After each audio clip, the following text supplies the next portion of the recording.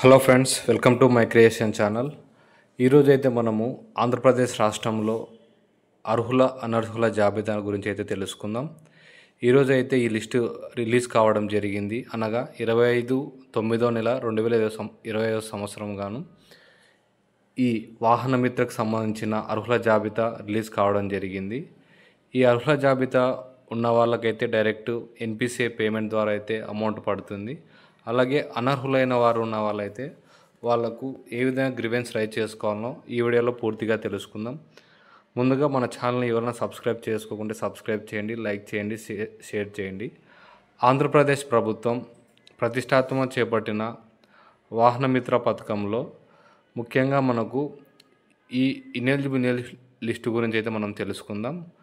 మనం వివరాలలోకి వెళ్తే ఇది ఆంధ్రప్రదేశ్కి సంబంధించిన బెనిఫిషరీ మేనేజ్మెంట్ పోర్టల్. ఈ పోర్టల్లో మనము లాగిన్ అయిన తర్వాత మనకు ఈ విధంగా అయితే రావడం జరుగుతుంది. ఇక్కడ మనకు అర్హుల జాబితా, అనర్హుల జాబితా అయితే ఇవ్వడం జరిగింది. ఇది ప్రజెంట్ అయితే అప్డేట్ అవుతుంది. ఈరోజు నైట్ లోపల అయితే మనకు full details, eligible list, ineligible list అయితే రావడం జరుగుతుంది. ఇక్కడ లబ్ధిదారుని పేరు, లబ్ధిదారుని ఆధార్ కార్డు నెంబరు, వాహన రిజిస్ట్రేషన్ సంఖ్య, వాహనం రకము, లైసెన్స్దారుని పేరు, లైసెన్స్దారుని నెంబరు, ఎన్పిసిఐ స్టేటస్. మనకు ముఖ్యంగా అమౌంట్ పడాలి అంటే ఈ ఎన్పిసిఐ స్టేటస్ అనేది ముఖ్యం. ఎవరైతే ఎన్పిసిఐ స్టేటస్ గురించి తెలియని వాళ్ళు ఉంటే ఆధార్ కార్డుకు, బ్యాంక్ అకౌంట్కు లింక్ అయినది ఎన్పిసిఐ స్టేటస్ అంటారు. డైరెక్ట్గా మీ అకౌంట్లో అయితే ఈ అమౌంట్ అయితే క్రెడిట్ కావడం జరుగుతుంది. ఇంకా ఎవరైనా ఇక్కడ ఎన్పిసిఐ స్టేటస్లో ఇన్యాక్టివ్ ఉంటే వాళ్ళు ఆధార్ కార్డును బ్యాంక్ అకౌంట్ లింకప్ చేసుకుంటే సరిపోతుంది. మీ అకౌంట్లో అయితే అమౌంట్ జమ కావడం జరుగుతుంది. ఇప్పుడు మనకు ఈ ఎలిజిబుల్ లిస్ట్, ఇనెలిజిబుల్ లిస్ట్లో ఉన్న వాళ్ళు, ఇనెలిజిబుల్ లిస్ట్ అయితే ఎవరైతే వచ్చారో వాళ్ళని గ్రీవెన్స్ ఏ విధంగా రైజ్ చేసుకోవాలి ఇప్పుడైతే మనం తెలుసుకుందాం. ఇక్కడ బిఎం గ్రీవెన్స్ మాడ్యూల్లో మనకు గ్రీవెన్స్ రైజ్ చేసుకోవడానికి అయితే మన గవర్నమెంట్ ఆప్షన్ అయితే ఇవ్వడం జరిగింది. ఈ ఆప్షన్లో మనము ఈ 6 స్టెప్ వ్యాలిడేషన్ అయితే మనము చేయాల్సి ఉంటుంది. ఇక్కడ మెయిన్గా dry land, wet land, energy, urban property, అలాగే ఎంప్లాయీ ఎవరైనా ఉన్నారా, ఇంకా ఇన్కమ్ ట్యాక్స్ ఎవరైనా కట్టిన వాళ్ళు అయితే దీనికి సంబంధించిన గ్రీవెన్స్ అయితే మనం రైజ్ చేయాలి. ఇప్పుడైతే మనం తెలుసుకుందాం.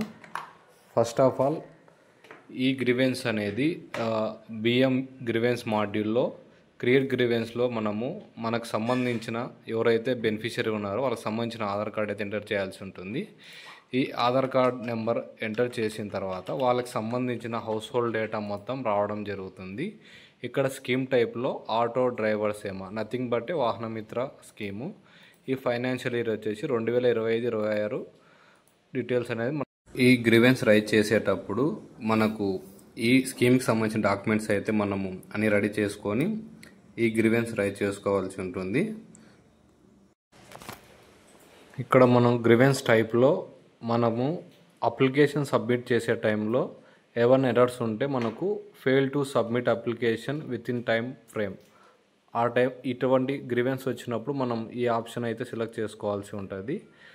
ఇంకా ఇన్వాలిడ్ లైసెన్స్ అనేది, invalid vehicle registration, most of చాలా మందికి వెహికల్ రిజిస్ట్రేషన్ మీద ఎర్రర్స్ అయితే రావడం జరిగింది. సో మీరు ఇందులో ఏదో గ్రీవెన్స్ చేసుకున్నా సరిపోతుంది. చేసుకున్న తర్వాత ఇక్కడ బెనిఫిషరీ సాటిస్ఫై అయినాడా లేదా, అలాగే బెనిఫిషరీ మొబైల్ నెంబరు, అలాగే బెనిఫిషరీ ఆధార్ నెంబరు డీటెయిల్స్ అన్నీ మనం క్లియర్గా చెక్ చేసుకున్న తర్వాత సబ్మిట్ గ్రీవెన్స్ మీద క్లిక్ చేయడం అయితే జరుగుతుంది. అప్పుడు మన గ్రీవెన్స్ అయితే సక్సెస్ఫుల్గా రిజిస్టర్ అయినట్టు మన మొబైల్కి అయితే మెసేజ్ రావడం జరుగుతుంది. ఇదైతే అనర్హులకు సంబంధించిన గ్రీవెన్స్ ఏ విధంగా రైజ్ చేసుకోవాలైతే ఇప్పుడైతే క్లియర్గా అర్థమైంది.